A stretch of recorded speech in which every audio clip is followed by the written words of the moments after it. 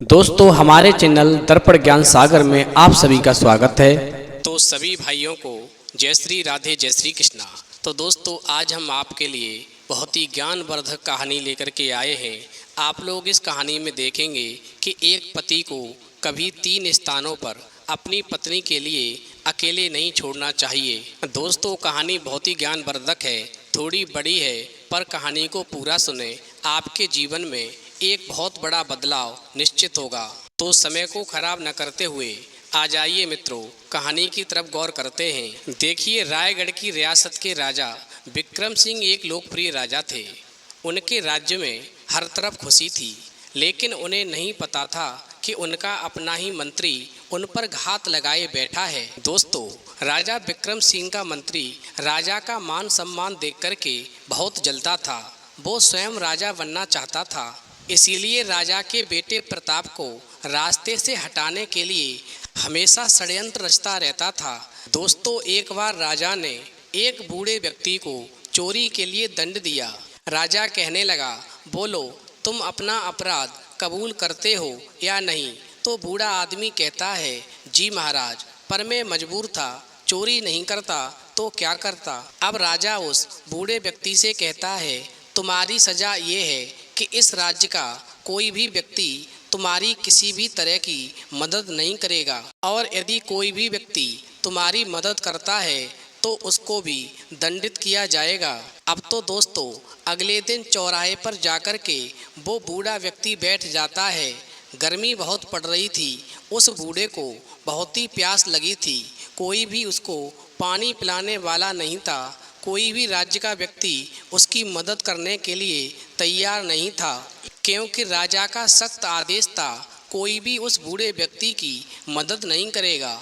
यदि मदद करेगा तो उस बूढ़े व्यक्ति की तरह उस व्यक्ति को भी सजा दी जाएगी। अब दोस्तों क्या होता है, जैसे ही धूप बढ़ती है, बूढ़ा व्यक्ति गर्मी से व्याकुल होने लगता है, प्यास से व्याकुल होने लगता है, उस पर चला भी नहीं जाता है। अब वो जैसे ही उठता है तो एक पेड़ के नीचे छाया में जाने का प्रयास करता है। दोस्तों जैसे ही खड़ा होता है, वैसे ही उस बूढ़े व्यक्ति को चक्कर आ जाते हैं और वो बूढ़ा व्यक्ति चक्कर खा कर के जमीन पर गिर जाता है। अब दोस्तों गौर करेंगे, उसी समय पर उस राजा का एक बेटा जिसका नाम प्रताप था, वो उधर से गुजरता है, और जब वो उस बूढ़े व्यक्ति को देखता है तो कहने लगता है, बाबा उठो, आपको क्या हुआ। अब बूढ़ा व्यक्ति कहता है, पानी बेटा पानी, मुझे बहुत तेज प्यास लगी है। अब तो राजा का बेटा प्रताप जो था, पास के ही एक तालाब से पानी लेकर आता है और उस बूढ़े व्यक्ति को पानी पिलाता है, और फिर कहता है, तुम कौन हो और तुम्हें कहाँ जाना है। अब बूढ़ा व्यक्ति कहता है, बेटा तुमने मुझे पानी तो पिला दिया है, यदि तुमको मुझे पानी पिलाते हुए किसी ने देख लिया होगा तो समझ लो राजा तुमको भी दंडित करेंगे। अब राजा का बेटा प्रताप कहता है, आप चिंता मत करो, मुझे दंड की चिंता नहीं है, मैं सबसे पहले आपको घर पहुंचाकर आता हूं, क्योंकि बुजुर्गों की सेवा करना इंसान का सबसे बड़ा धर्म है। अब तो प्रताप जो था उस बूढ़े व्यक्ति को अपने कंधों पर बिठा करके और घर ले गया। दोस्तों इस प्रकार राज दरबार में राजकुमार प्रताप राजा विक्रम के सामने खड़े हैं। अब राजा कहते हैं, तुमने मेरी आज्ञा का उल्लंघन क्यों किया है, ये मेरे उसूलों के बिल्कुल खिलाफ है, ये नियम के विरुद्ध है। दोस्तों राजा का जो मंत्री था वो तो पहले से ही राजा के बेटे प्रताप से जलता था। वो तो खूब चाहता था कैसे भी राजा अपने बेटे प्रताप को भी वैसी ही सजा दे जैसी सजा औरों को देता है। अब एकदम मंत्री आगे आया और कहने लगा, क्षमा करना महाराज, हमारी न्याय संहिता के अनुसार राजा हमारी प्रजा के लिए ईश्वर के समान होता है और उसकी आज्ञा सर्वोपरि होती है, और जो भी व्यक्ति राजा की आज्ञा का पालन नहीं करेगा या उसका उल्लंघन करेगा तो वो दंड का पात्र होता है, फिर भले ही राजा का स्वयं का अपना बेटा क्यों न हो। अब तो दोस्तों राजा अपने बेटे प्रताप से कहता है कि अभी तुम अपनी गलती स्वीकार कर लो कि तुमने उस बूढ़े को पानी गलत पिलाया, तुम्हें मेरी आज्ञा का उल्लंघन नहीं करना चाहिए था तो मैं तुम्हें दंड नहीं दूंगा। अब दोस्तों राजा की बात सुनकर के उसका बेटा प्रताप कहता है, पिताजी यदि मैंने गलती मान ली तो कोई भी व्यक्ति कभी किसी दीन दुखी की सहायता नहीं करेगा, क्योंकि किसी दीन दुखी की सहायता करना कोई पाप नहीं होता है। अब तो दोस्तों अपने बेटे प्रताप की बात सुनकर के राजा कहने लगा, तुम राजकुमार हो, मेरे पुत्र हो, तुम दंड के भागी बने तो समझो महारानी का क्या होगा, इसलिए वक्त रहते तुम माफ़ी मांग लो और तुम इस बात को स्वीकार करो कि तुम्हें ऐसा नहीं करना था। अब तो दोस्तों राजमहल के बाहर काफ़ी प्रजा खड़ी हुई थी, एकदम से कहने लगी, ये राजकुमार है, इसे कोई दंड नहीं मिलेगा। सच बात है, राजा अपने बेटे को बचाने के लिए न्याय की अवहेलना करके कोई ना कोई उपाय अवश्य निकाल ही लेगा। यदि किसी साधारण व्यक्ति ने राजा की आज्ञा का उल्लंघन किया होता तो अब तक तो उसे राजा सूली पर लटका देता। देखना तो अब ये है कि राजा अपने बेटे को कैसे दंड से बचाता है। तो सेनापति कहने लगा, चुप रहो, तुम लोग कुछ मत बोलो। अब सेनापति प्रजा की बात सुनकर के राजा के पास जाता है और जाकर कहता है, महाराज प्रजा का कहना है कि आप राजकुमार को दंड से बचाने के लिए न्याय नहीं करेंगे। दोस्तों तब तक मंत्री आ जाता है और कहता है, महाराज आप तो न्याय की मिसाल हैं, न्याय करना राजा का परम कर्तव्य है। अब मंत्री और सेनापति की बात सुनकर के राजा कहता है, राजकुमार मैं तुम्हें एक राजा नहीं बल्कि पिता बनकर समझा रहा हूँ, अपनी गलती स्वीकार करो और मुझे दंड देने पर मजबूर मत करो। अब प्रताप कहने लगा, महाराज मैं आपका ही पुत्र हूँ, मेरे दृष्टिकोण से मैंने एक प्यासे व्यक्ति की मदद करके कोई अपराध नहीं किया। आपकी नज़र में यदि ऐसा करना अपराध है तो आप मुझे दंड दें, मुझे दंड स्वीकार है। अब तो दोस्तों राजा के बेटे प्रताप की बात सुनकर के मंत्री को बहुत खुशी हुई, क्योंकि वो तो मन ही मन जलता था, वो तो स्वयं चाहता था कि कैसे भी राजा अपने बेटे को सजा दे और मुझे राजा बनने का मौका मिले। अब दोस्तों मंत्री कहने लगा, अब आएगा असली मजा, राजकुमार को रास्ते से हटाने का ये सबसे अच्छा अवसर है। अब तो राजा कहता है, मंत्री एक बात बताओ, इस अपराध का दंड क्या है? तो राजा की बात सुनकर के मंत्री कहने लगा, महाराज राजकुमार को इस राज्य को छोड़ करके 6 महीनों के लिए जंगलों में वनवासी होकर के जीवन जीना होगा, यही इनके अपराध का प्रायश्चित है। अब तो राजा कहता है, इसके अलावा कोई अन्य उपाय है सेनापति? तो सेनापति कहता है, महाराज आप न्याय करने के लिए स्वतंत्र हैं, राजकुमार को इतना कठोर दंड देना उचित नहीं है। अब तो मंत्री मन ही मन में सोचने लगा, अरे ये सेनापति का बच्चा मेरी योजना को असफल बनाने की तैयारी कर रहा है। तो सेनापति की बात काटते हुए मंत्री कहने लगा, महाराज यदि आपने आज न्याय नहीं किया तो प्रजा में क्या संदेश जाएगा? अब तो दोस्तों मंत्री की बात से चेत पा कर के और राजा कहने लगा, ठीक है मंत्री, राजकुमार प्रताप को 6 महीने का वनवास का दंड दिया जाता है। अब राजा के द्वारा दंड दिए जाने के बाद में मंत्री कहने लगा, महाराज आज तो आपने न्याय की मिसाल ही कायम कर दी। अब तो राजकुमार जो था सामान्य वस्त्र पहन करके राजा और रानी को प्रणाम करके वन में चला गया और एक जंगल में जाकर के एक झोंपड़ी बना करके वो राजा का बेटा प्रताप जो था दंडित होकर के एक लकड़हारा बन करके और जीवन यापन करने लगा। दोस्तों प्रताप मन में सोचता है, आज पता नहीं लकड़ी लेने के लिए कितनी दूर जाना पड़ेगा। अब वो आगे आगे चलता रहा और उसे एक तालाब दिखाई दिया, तो उसने तालाब में हाथ मुंह धोए और फिर पीछे से एक आवाज़ आई और वहाँ पर एक दासी प्रकट हुई और कहने लगी, तुम कौन हो और यहाँ पर क्या कर रहे हो? तो प्रताप कहने लगा, मैं इस तालाब पर पानी पीने आया था। अब एकदम से दूसरी दासी आती है और कहने लगती है, अच्छा चलो अब जल्दी से यहाँ से चले जाओ, हमारी राजकुमारी आने वाली हैं। तो प्रताप कहता है ठीक है, मैं चला जाता हूँ। अब पहली दासी कहती है सुनो, दाईं ओर से निकल जाओ क्योंकि बाईं ओर से राजकुमारी का आगमन हो रहा है। दोस्तों, प्रताप दाईं ओर से निकलने के लिए जैसे ही मुड़ा, उसे एक राजकुमारी और दो अगल बगल में दासियां दिखाई पड़ गईं। अब तो दूसरी दासी कहने लगी, हे प्रभु, ये क्या अनर्थ हो गया।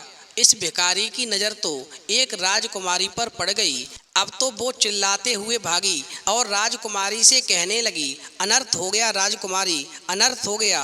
आप तो बाईं ओर से आने वाली थीं, फिर दाईं ओर से क्यों आ गईं? तो राजकुमारी कहने लगी, मैं तो केवल टहल रही थी, मुझे क्या मालूम था कि एक भिखारी की नज़र मुझ पर पड़ जाएगी। दोस्तों, उधर जो प्रताप लकड़हारा था वो चला जाता है और उधर राजकुमारी के पिता को ये बात मालूम पड़ती है कि राजकुमारी पर एक भिखारी की नज़र पड़ी है। क्योंकि दोस्तों, राजा ने जब अपनी राजकुमारी का हाथ एक ज्योतिषी बाबा को दिखाया था तो उन्होंने कहा था कि जिस भी व्यक्ति की नज़र इस राजकुमारी पर सबसे पहले पड़ेगी, इसकी शादी उसी के साथ तुम्हें करनी होगी। यदि तुम ऐसा नहीं करोगे तो इसकी मृत्यु हो जाएगी। अब तो दोस्तों, राजा जो था उस ज्योतिषी बाबा के पास गया और कहने लगा, महाराज अब क्या करें, कोई उपाय हो तो आप बताइए। अब ज्योतिषी बाबा कहने लगे, महाराज मैंने तो आपसे पहले ही कहा था कि इन 15 दिनों में जिस पुरुष की दृष्टि राजकुमारी पर पड़ेगी उसे ही उनका जीवन साथी बनना चाहिए, नहीं तो उनका जीवन कठिनाइयों से भर जाएगा। तभी दूसरी दासी आकर के कहती है, महाराज वो कोई भिखारी नहीं बल्कि एक बनवासी लकड़हारा है। अब तो दोस्तों, राजकुमारी रोती हुई राजा के पास जाती है और क्षमा मांगती है, पिताजी मुझे क्षमा कर दो, मेरी ही गलती थी, मुझे तालाब की तरफ 15 दिनों तक नहीं जाना चाहिए था मगर मैं चली गई। अब दोस्तों, राजा पुनः ज्योतिषी बाबा से कहता है, महाराज कुछ तो उपाय होगा, मेरी पुत्री के जीवन का प्रश्न है। अब ज्योतिषी बाबा पुनः कहते हैं, महाराज मैंने आपको सब स्पष्ट बता दिया है, या तो राजकुमारी उस व्यक्ति से विवाह कर ले और यदि नहीं करना चाहती तो इसको आजीवन कुंवारी रहना पड़ेगा। परंतु अब एक बात ध्यान रखना, यदि इस राजकुमारी की शादी किसी दूसरे व्यक्ति से की जाती है तो इसका जीवन कष्टदायी होगा और इसकी मृत्यु हो जाएगी। इसलिए तुम एक काम करो, जल्दी से उस लकड़हारे को बुलवाओ और उसके साथ में अपनी राजकुमारी की शादी करवा दो। अब तो ज्योतिषी बाबा की बात सुनकर के जो राजा था उसने सैनिकों को इशारा किया और कहा, जाओ उस लकड़हारे को पकड़ करके लेकर आओ। दोस्तों, जैसे ही राजा के सैनिक लकड़हारे को पकड़ करके दरबार में लेकर आते हैं तो राजा कहने लगता है, हम अपनी पुत्री का विवाह तुमसे करना चाहते हैं, क्या तुम तैयार हो? अब तो मित्रों, राजा की बात सुनकर के प्रताप कहने लगा, यदि मैं तैयार नहीं हुआ तो क्या आप मुझे यहाँ से जाने देंगे? अब राजा कहने लगा, नहीं, यदि तुम नहीं मानोगे तो मैं तुम्हारी शादी जबरदस्ती राजकुमारी से करा दूंगा। अब तो राजा की बात सुनकर के प्रताप कहने लगा, महाराज मुझे भविष्यवाणी वाली बात पता चल गई है, मैं विवाह से इनकार नहीं कर सकता, किंतु मेरी एक शर्त है। अब राजा कहने लगा, बोलो तुम्हारी शर्त क्या है? तो प्रताप कहने लगा, मैं आपकी राजकुमारी से विवाह तो कर लूँगा, लेकिन विवाह करने के बाद में मैं वन में ही रहूँगा, इस महल में नहीं रहूँगा। दोस्तों, राजा कहने लगा, नहीं, ये नहीं हो सकता, तुम सोचो मेरी पुत्री उस जंगल में कैसे रहेगी? तो प्रताप कहता है, वो मैं नहीं जानता, मुझे आपके राजमहल से अधिक अपना आत्मसम्मान प्यारा है। तो राजा कहता है, ठीक है। अब राजकुमारी कहने लगी, पिताजी ये आप क्या कर रहे हैं? मेरा विवाह इस भिखारी लकड़हारे के साथ में आप क्यों कर रहे हैं? तो राजा कहने लगा, बेटी मैंने बहुत सोच समझ करके ये फैसला किया है, यदि तुम्हारा विवाह इस लकड़हारे के साथ नहीं हुआ तो मेरी मृत्यु के बाद में इस राज्य को कौन संभालेगा? क्योंकि यदि मैं तुम्हारी शादी किसी और व्यक्ति से करता हूँ, किसी और राजकुमार से करता हूँ, तो तुम्हारी भी मृत्यु हो जाएगी। फिर इस राज्य को कौन संभालेगा। अब तो दोस्तों राजा और बेटी की बात सुनकर के रानी आ जाती है और एकदम से कहती है, मैं अपनी इकलौती पुत्री को किसी लकड़हारे के हाथों में कभी नहीं सौंपूंगी। अब दोस्तों राजा अपनी रानी को समझाकर कहता है, तुम अपनी बेटी से कहो कि शादी होने के बाद में वो उस लकड़हारे को तैयार करे और इस राजमहल में वापस आकर के उसी लकड़हारे के साथ में अपना राजसी जीवन जिए। दोस्तों ज्योतिषी बाबा की भविष्यवाणी के अनुसार धूमधाम से प्रताप के साथ में राजा ने अपनी राजकुमारी का विवाह कर दिया। अब तो दोस्तों राजा मन ही मन में सोचता है, ये लड़का कैसा है, ना तो दिखने में लकड़हारा लगता है और ना ही बातों से भिखारी लगता है। अब तो महारानी कहती है, हाँ आप ठीक ही कह रहे हैं, काश ये कोई राजकुमार होता तो आज हमारी बेटी कितनी खुश होती। अब दोस्तों प्रताप की शादी जब राजकुमारी के साथ हो जाती है तो राजा ने 2 दिन तक तो अपने राजमहल से नहीं जाने दिया। अब जैसे ही तीसरा दिन होता है तो प्रताप कहने लगता है, महाराज अब मैं आपके इस राजमहल में नहीं रह सकता हूँ, मुझे अब वन में ही जाना पड़ेगा क्योंकि मेरा जीवन वन में ही गुजरना है। दोस्तों महारानी भी काफ़ी समझाती है, पुत्र कुछ दिन और रुक जाओ फिर चले जाना। प्रताप कहता है, कृपया आप हमें जाने दो, अब हम आपके इस राजमहल में और नहीं रुक सकते हैं। तो प्रताप और राजकुमारी जब वन की तरफ जाने की तैयारी करते हैं तभी ज्योतिषी बाबा आ जाते हैं और उस प्रताप और राजकुमारी से कहने लगते हैं, बेटा तुम जाना चाहते हो तो जाओ, मगर जाने से पहले आज मैं तुम्हें कुछ ज्ञान की बातें बताता हूँ, वो अपने जीवन में अवश्य उतार लेना। देखो इंसान के जीवन में बड़ी बड़ी समस्याएं आती हैं, उसे गरीबी में भी समय काटना पड़ता है, अमीरी में भी समय काटना पड़ता है। पता नहीं किसके जीवन में कब गरीबी आ जाए और पता नहीं कब किसका जीवन खुशियों से भर जाए। इसलिए ध्यान रखना, ये राजकुमारी बहुत ही भोली भाली है, इसका दिल कभी मत दुखाना। और जीवन में एक बात ध्यान रखना, चाहे कितनी भी मुसीबत आ जाए पर एक पति को कभी 3 स्थानों पर अपनी पत्नी को अकेले नहीं छोड़ना चाहिए। नंबर 1, पत्नी की बीमारी के समय यदि पत्नी बीमार हो तो कभी भी पति को अकेला नहीं छोड़ना चाहिए, उसके साथ रह कर के उसकी देखभाल करनी चाहिए। जिस प्रकार पत्नी अपने पति की बीमारी में उसकी देखभाल करती है, उसी प्रकार पति को भी अपनी पत्नी की बीमारी के समय उसकी देखभाल करनी चाहिए। जब पत्नी बीमार हो तब उसकी देखरेख करते हुए उसकी सभी ज़रूरतों को पूरा करना चाहिए। नंबर 2, जब दुनिया पत्नी पर दोष लगाए, अगर आपकी पत्नी सही है परंतु फिर भी समाज में उसे लोग दोष लगा रहे हैं तो उस समय पर एक पति को अपनी पत्नी का साथ कभी नहीं छोड़ना चाहिए, उसे सही साबित करने के लिए पूरा प्रयास करना चाहिए, चाहे फिर उस पति को अपनी पत्नी की खातिर पूरे समाज से ही क्यों न लड़ना पड़े। और नंबर 3, पराये पुरुष के साथ में चाहे कितनी भी कठिन से कठिन परिस्थिति क्यों न आ जाए, एक पुरुष को कभी भी अपनी पत्नी को किसी अन्य पुरुष के साथ में नहीं छोड़ना चाहिए, नहीं कहीं भेजना चाहिए, क्योंकि पति को कैसी भी परिस्थिति में पत्नी के साथ ही रहना चाहिए, ना कि उस परिस्थिति से निकलने के लिए किसी और या पराये पुरुष के साथ में छोड़ देना चाहिए। मनुष्य के जीवन में संघर्ष आते ही रहते हैं, लेकिन उन संघर्षों से लड़ने के लिए पति और पत्नी को एक दूसरे का साथ कभी नहीं छोड़ना चाहिए। अब बेटा मैं तुम्हें आशीर्वाद देता हूँ, इस राजकुमारी के साथ में खुशी पूर्वक अपना जीवन यापन करो। अब दोस्तों वो प्रताप जो था उस राजकुमारी को लेकर के और जंगल में आता है। जो राजकुमारी अपने पिता के साथ में राजमहल में रह कर के राजसी जीवन जीती थी, आज वो लड़की एक लकड़हारे के साथ में एक जंगल में जीवन यापन करने लगती है, क्योंकि वो लकड़हारा एक राजा का बेटा प्रताप था और उसको 6 महीने की सजा मिली हुई थी कि तुम्हें 6 महीनों तक वनवासी होकर रहना पड़ेगा। दोस्तों 6 महीनों के समय में उस लकड़हारे प्रताप ने उस राजकुमारी का बहुत ही ख्याल रखा।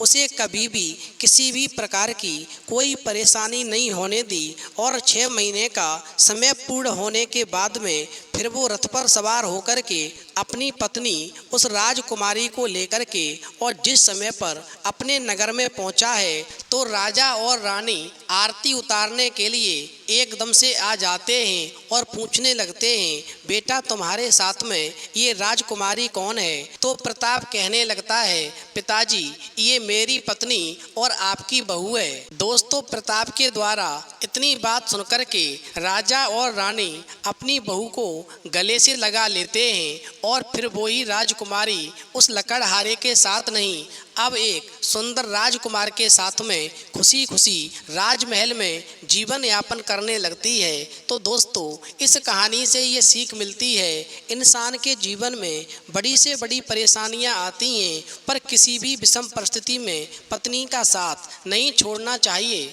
तो यदि आपको ये कहानी पसंद आई हो तो प्लीज़ आप हमारे चैनल को सब्सक्राइब अवश्य करें, क्योंकि आपका एक सब्सक्राइब हमारे लिए बहुत ही महत्व रखता है। तो इस वीडियो में इतना ही, फिर मिलेंगे एक नई वीडियो में नए प्रसंग के साथ। तब तक के लिए जय श्री राधे, जय श्री कृष्णा।